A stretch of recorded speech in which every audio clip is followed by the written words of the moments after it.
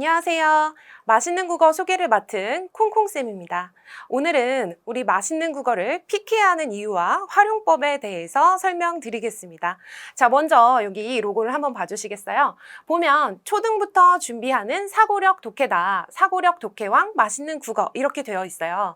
보면은 지금 사고력 독해 그리고 사고력 독해왕이다 이런 말을 붙인 데는 괜히 붙인 게 아니에요. 뭔가 이유가 있거든요. 그래서 그런 부분에 대해서도 오늘 설명드리겠습니다. 자, 먼저 여기 달라지고 있는 교육시장의 판도에 대해서 얘기를 하고 있는데요. 2019년 그리고 2020년 국어 수능 기출문제입니다. 자, 여기 보시면요. 일단은 첫 느낌이 어떠냐면 뭐야 너무 길어. 그리고 엄청 복잡한 것 같아. 그런 생각을 하실 거예요. 그래서 여기 빨간 부분 같은 걸 보시면 뭐 코페르니쿠스다, 그 다음 BIS 비율이다 이런 처음 보는 단어들이 일단 눈에 띕니다. 자, 그런데요. 선생님이 뭘 했냐면 요 안에서 주요 핵심 개념어들, 우리가 수능 비문학 지문에서 많이 나오는 주요 학자 및 단어들을 한번 가져와 봤어요. 자, 보면 에벌렌치 광다이오드, 코페르니쿠스, 위험 가중 자산, BIS 비율, 뭐 서양의 우주론, 효소 복합체, 그다음 회화주의 사진이다, 뭐 기판력이다 이런 솔직히 좀 평생 있으면서도 들을까 말까한 이런 단어들이 나옵니다.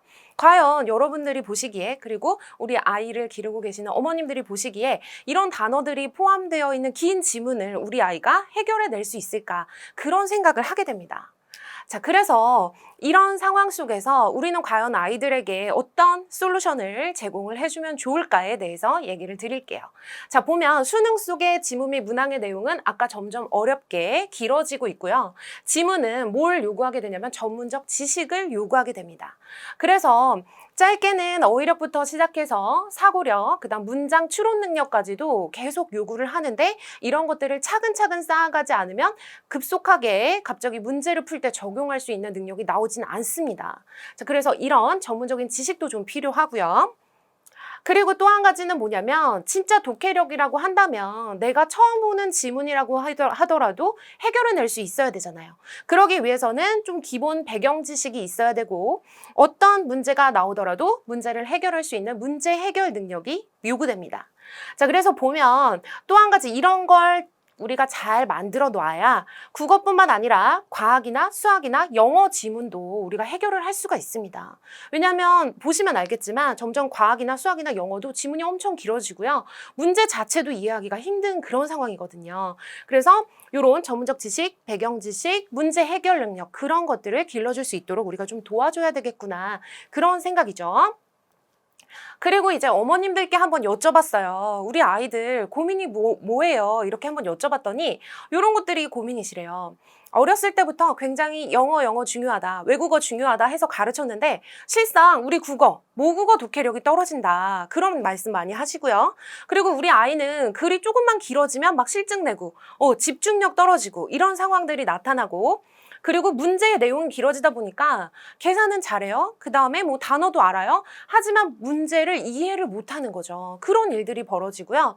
그리고 만약에 내가 배경 지식을 좀 쌓도록 책을 읽히고 싶어도 어떤 배경 지식을 읽혀줘야 되는지 그런 것도 궁금하고요. 아니 문제만 풀면 다냐? 그것도 아니죠.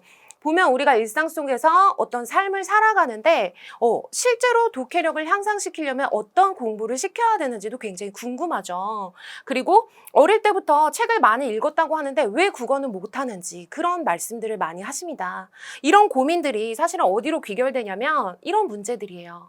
국어 문제 질문 이해 못하고 수학 서술형 문제 질문 아예 이해가 안 되고 영어 독해 지문도 주제 찾기 그다음에 뭐 순서 맞추기 이런 것도 이해가 안 되는 거죠. 그래서 저희는 이런 국어 독해 질문을 이해시키는 맛있는 국어를 만들게 되었습니다. 자, 그러면 맛있는 국어에 대해서 간단히 한번 알아보겠습니다. 첫 번째, 여기 보면 띄어쓰기 표시가 딱 되어 있죠? 저희 맛있는 국어는 뭘 하고 있냐면 의미 단위의 끊어읽기 연습을 통해서 독해 연습을 진행하고 있습니다. 자, 무슨 말이냐면 아버지 가방에 들어가신다. 아버지가 방에 들어가신다. 전혀 다른 의미죠. 하나의 문장을 어디에서 끊어 읽는지에 따라서 의미는 완전히 달라집니다. 근데 실제로 아이들에게 끊어 읽는 걸 시켜보면 제대로 하는 친구들이 되게 극히 드물어요. 이 의미 단위가 여기에서 어떻게 끊어지는지를 모르는 거죠. 그런데 이제 저희 맛있는 국어에서는 이런 끊어 읽기 연습을 시켜주고요. 자, 두 번째, 여기에 실려있는 그런 어떤 지문들의 비중을 보면요. 문학과 비문학이 딱 50대 50입니다. 이게 무슨 말이냐면 수능에서도 문학과 비문학은 50대 50이거든요. 그래서 수능 출제 경향에 맞추어서 우리 아이들이 편중되지 않게 고르게 공부할 수 있도록 구성했습니다. 자, 세 번째는 자기주도 학습을 통한 스스로 학습 시스템이라는 거죠. 자, 자기주도 학습은 뭐예요? 어머님들 제일 원하시는 게 공부해라 공부해라 그런 말 안 하고 싶다. 잔소리 안 하고 싶다. 그러시잖아요. 여기는 일단 접속해서 오늘 해야 할 어떤 지문을 보게 되면요. 단계별로 따라만 가게 되면 마치 게임의 레벨 올리듯이 어느 순간 목표에 도달해 있는 자신을 보게 됩니다. 되게 몰입을 통해서 마지막에는 자기도 모르는 사이에 오늘 해야 할 목표량을 달성하고 있는 거죠.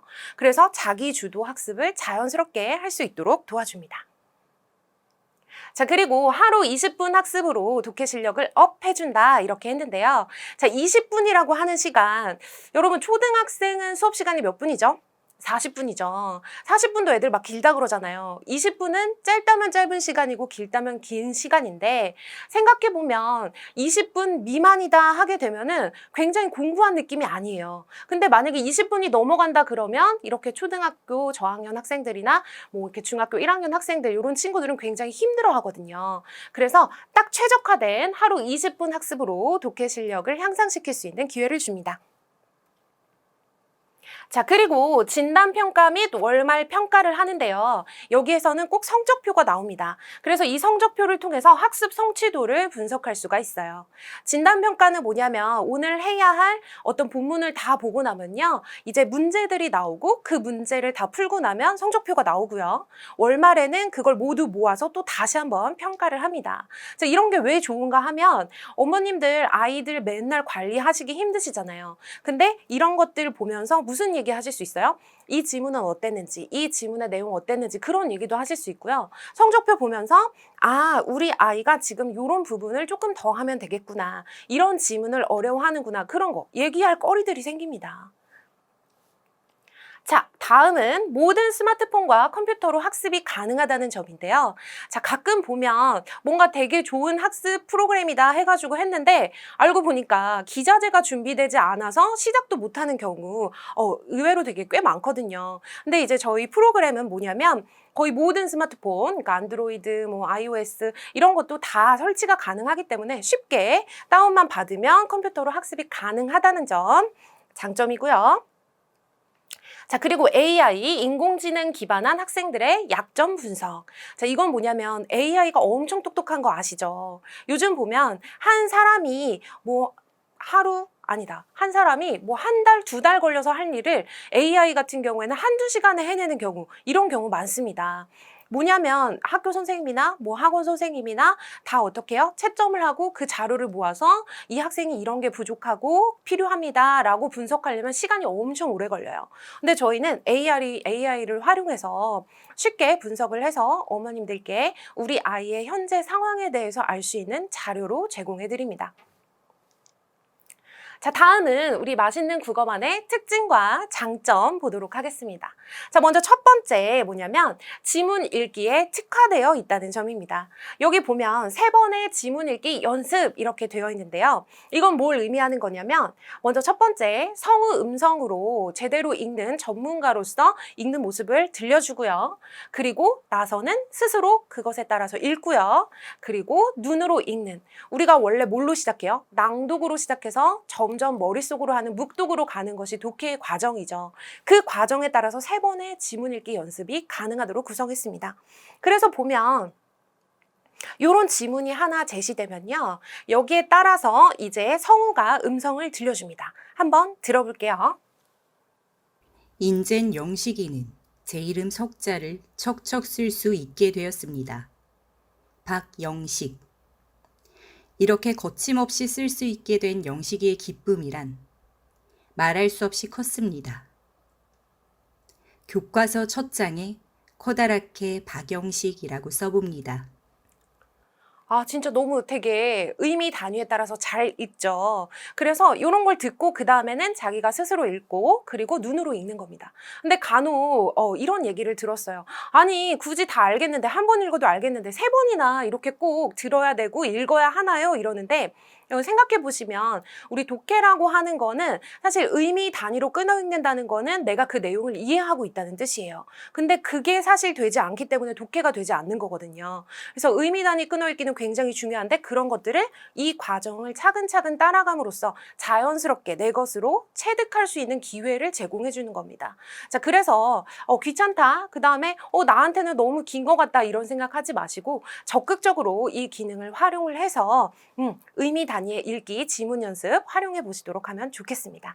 자, 그다음에 보게 되면 역시 제시되어 있는 지문은 문학과 비문학 편중되지 않게 50대 50으로 그리고 또 한 가지 배경 지식까지 완벽하게 했는데 사실 나와 있는 지문만 보더라도 배경 지식으로서 충분하지만 저희는 후반부의 뒷부분에 문제 이후에 보면은 추가로 더 읽으면 좋을 것들 해서 배경 지식을 이런 걸 더 쌓으면 좋다 하는 것도 제시하고 있습니다. 그래서 얼마든지 배경 지식을 추가로 습득할 수도 있고요. 자, 그리고 보게 되면 1단계에서 7단계로 구성되어 있고 그것은 7세에서 우리가 보통 중학교 1학년 정도까지가 잘 활용할 수 있다라고 생각하시면 되고요. 하루에 20분, 한 개의 지문을 10개의 문항을 해결함으로써 7단계 학습이 이루어진다. 요게 이제 특장점이죠. 그래서 어휘 학습, 지문 읽기, 아까 얘기했던 3회, 그 다음에 키워드 찾기, 중심 내용 찾기, 내용 이해, 구조 파악, 표현 파악, 그리고 추론, 감상, 비판으로 이렇게 구성이 되어 있는데요. 괜히 이렇게 복잡하게 7단계 만들어 놓은 게 아닙니다.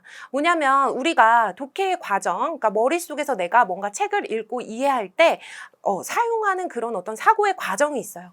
그 순서에 따라서 제시를 했기 때문에 이걸 매일매일 따라 하다 보면 독해의 어떤 사고 과정까지도 내 것으로 만들 수 있다는 장점이 있습니다. 자, 그리고 스킵 기능을 최소로 해서 어떻게 강제적으로 학습을 할 수밖에 만들어 놓았습니다. 자, 무슨 뜻이냐면 간혹 자, 공부해라. 오늘 할 거 해야지 그랬는데 막 10분도 안 돼서 엄마 다 했어요 하는 경우 있죠. 그런 경우 뭐냐면 막 자기가 넘겨버린 거잖아요. 근데 여기서는 스킵 같은 것들을 할 수가 없어요. 여기 단계마다 어휘 학습 끝나야 지문 읽기 가고 그리고 키워드 찾기 가고 순서대로 가게 되어 있습니다. 그래서 그렇게 함으로써 반드시 해당되는 목표를 달성하고 갈 수 있도록 구성을 해 놓았습니다. 자, 그리고 여기 80점. 80점이 넘어야 어떻게 다음 단계로 진행을 할 수가 있습니다. 자, 90점 이상, 그러니까 학습에서 90% 이상을 이해하게 되면 완전 학습이라고 하는데요. 저희는 완전 학습을 지향합니다. 근데 너무 90점까지 하면 아이들이 너무 힘들어할까 봐 80점, 80% 정도를 달성하게 되면 그 다음 단계로 넘어갈 수 있도록 설정을 해두었습니다. 이렇게 함으로써 해당되는 내용을 완벽하게 학습할 수 있겠죠. 자, 그 다음 마지막은 틀린 문항에 대해서는 문항별 동영상을 제공해 드리고 있습니다. 사실 다양한 프로그램들이 있지만 보통은 보게 되면 나중에 어떤 지문상의 뒷부분 정도에 간략하게 오답 해설 정도만 덧붙이는 경우로 끝나서 굉장히 아쉬울 때가 있으셨죠. 아이들마다 틀리거나 어려워하는 문제는 각각인데 그래서 저희는 각각의 문항마다 오답 해설 동영상을 제공하고 있습니다. 이따가 살짝 보여드릴게요. 자, 그리고 맛있는 국어만의 어떤 특장점이라고 할 수 있는 성적표를 공개하겠습니다. 자, 먼저 문제를 풀고 나면요. 이런 성적표가 제시됩니다. 자, 보면은 학습 일자도 나오고요. 이름도 나오고요. 뭘 풀었는지 나온 다음에 각각 문항마다 동그라미 X. 그리고 여기는 살짝 제시되지 않았지만 만약 틀린 문제가 있다면 밑에 간단한 해설도 설명으로 덧붙여져 있습니다. 자, 그리고 AI가 분석을 하는 리포트 드디어 공개합니다. 자, 보면 학습 결과 이렇게 어떤 유형의 지문 글자 수는 이랬는데 어떤 점수를 얻었고 지문 읽기 속도는 이 정도였다. 그런 걸 제시해 주고요. 여기 보게 되면 영역별 점수 분석이 있습니다. 그래서 아까 얘기했던 것처럼 중심 내용 찾기인지 내용 이해, 추론 감상인지 구조 표현 중에서 우리 아이는 좀 어디가 약점이고 어디가 강점인지 바로 파악할 수 있죠. 그리고 여기 보게 되면 영역별 풀이 시간, 소요 시간이 또 제시가 되어 있습니다. 자, 이건 무슨 의미가 있느냐? 우리 아이들은 수능이라고 하는 제한된 시간에 굉장히 많은 양의 문제를 풀어야 되는 아이들이에요. 그러다 보니까 제한된 시간에 딱 지문을 푸는 연습 이런 것들이 굉장히 중요하죠. 근데 하루아침에 갑자기 문제를 풀면서 그게 향상이 되지가 않아요. 근데 이런 과정들을 통해서 어떻게 점점 빨리 읽고 독해력도 향상되는 그런 경험을 할 수 있습니다. 자, 그리고 문항별 점수 분석이다 해서 정답은 몇 번인데 학생은 뭐 몇 번을 이렇게 체크했고 이 1번 문제를 푸는 데는 요 정도의 시간이 걸렸다 이렇게 나와요. 그래서 혹시나 그냥 대충 넘겨서 찍고 푸느라 틀린 건 아닌지 그런 것들도 확인을 할 수 있게 되어 있습니다. 그래서 이걸 잘 활용해 보신다면 아이의 어떤 학습 습관이라든지 아니면 문제풀이 습관도 확인하실 수 있습니다. 자, 그 다음에 아까 살짝 보여드린다고 했죠? 저희 맛있는 국어만의 그 동영상 강좌를 보시면서 오늘 우리 그 맛있는 국어의 어떤 소개 영상 마무리하도록 하겠습니다. 자, 이 이야기의 중심 내용입니다. 빈칸을 공통적으로 들어갈 말은 무엇입니까? 라고 얘기를 했어요. 자, 이제부터 하나 기억해야 하는 것은 중심 내용을 할 때는 반드시 이 안에 뭐가 포함되어 있냐면 핵심어가 포함되어 있다는 걸 기억을 해야 돼요. 그래서 글을 읽다가 굉장히 많이 나오는 단어나 빈도가 높은 단어들에는 좀 체크를 할 필요가 있겠죠. 본문을 한번 볼까요?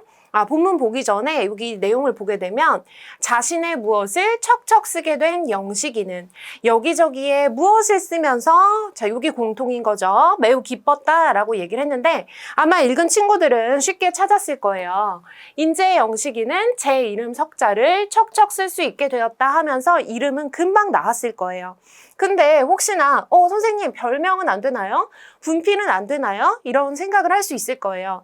별명은 뭐냐면 이름이 아니라 어떤 그 사람의 특성이나 그 사람이 가지고 있는 독특함 이런 것들에다가 붙인 이름이 되는 거죠. 그래서 여기랑은 관련이 없고요. 일단 분필은 우리가 읽어보면 영식이가 자기의 이름을 쓸 때 사용한 도구라고 볼 수 있겠죠. 그래서 이것들은 안 되겠구나라고 하는 걸 체크할 수 있습니다.